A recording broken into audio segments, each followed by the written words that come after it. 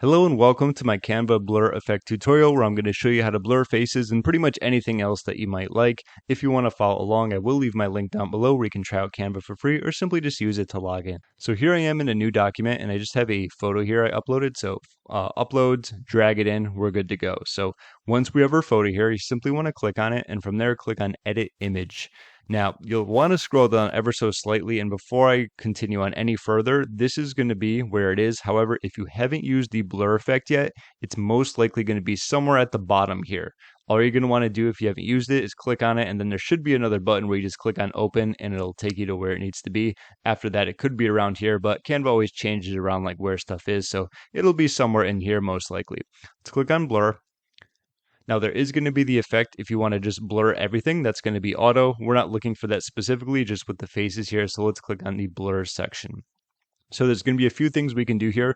Brush size, spread and intensity. Spread is going to be like how much it spreads out. The intensity is like how much of a blur there's going to be. And brush size is going to be good. If you hover over it, you're going to see how big it is. For example, when you make it bigger, it also shows it in the middle. Like, there you go, it's going to be much bigger. Now, say you were just wanting to blur out a line of text, it's probably going to want to be a little bit smaller. For example, like if there was something on a document, you just wanted to do that much, that would be perfect. Anything like much bigger would probably be overkill because you're just going to, blur out so many things. But let's keep it like this. Let's move the intensity up a little bit higher and let's go with the face here. All we have to do is click and hold our mouse and we're just like coloring over it.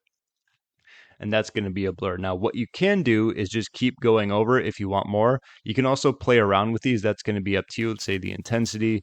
And if we like go over it again, you're going to notice like we can just keep doing more and more and more. It's really up to you how much you want to blur it. That's going to be up to you as well. Let's go over here as well.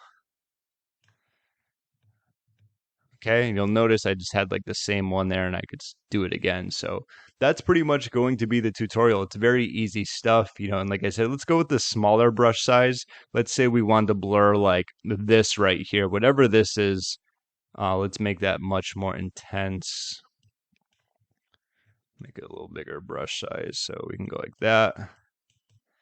You notice it, I blurred it so much it's like really hard to see, but that's another little trick. You can just kind of keep like coloring over it if you want to get even more, right? So that about does it. This is more about like once you know where the blur effect is and how to use it, it's just kind of playing with it and seeing like where you like it, if it looks good, and make sure you actually get the effect you're looking for. But if you have any questions, feel free to leave a comment down below. My name is James. Thank you so much for watching, and I will see you in my next video.